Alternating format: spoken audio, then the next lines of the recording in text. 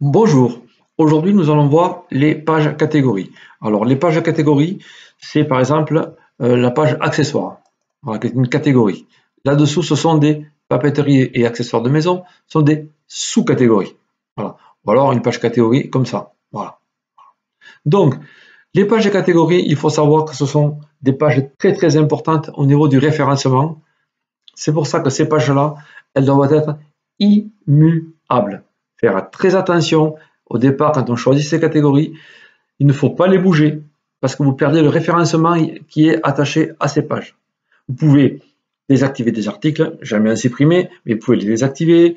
Vous pouvez désactiver des pages CMS, etc. Mais jamais toucher aux catégories.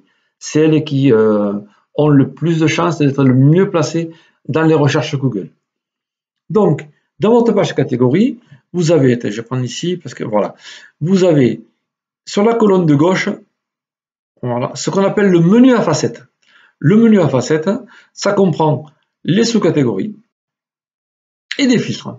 Alors des filtres, vous en avez, là, bon là, il y a ça, mais vous pouvez en mettre autant que vous en voulez. N'en mettez pas trop, ça sert à rien de noyer le visiteur. Voilà.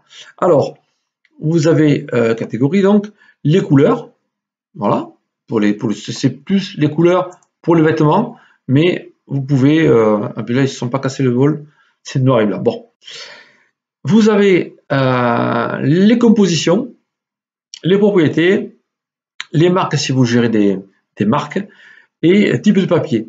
Tout ça est paramétrable. C'est vous qui créez le mot composition, tout ça s'appelle des caractéristiques.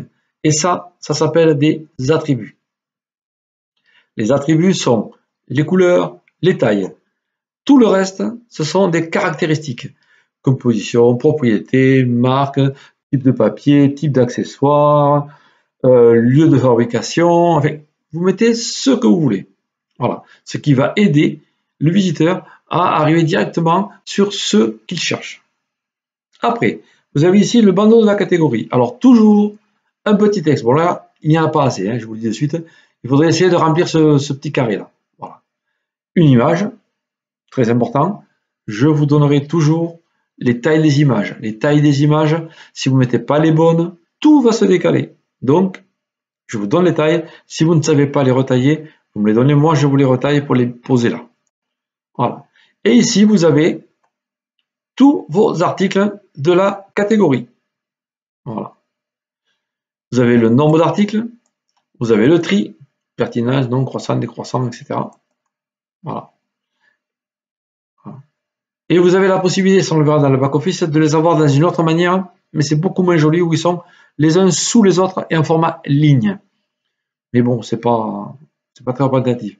Là, il y a pas assez. Normalement, ici, vous avez un bouton pour les pages 2, page 3, page 4. Surtout, ça ne sert à rien d'avoir 50 pages sur une catégorie.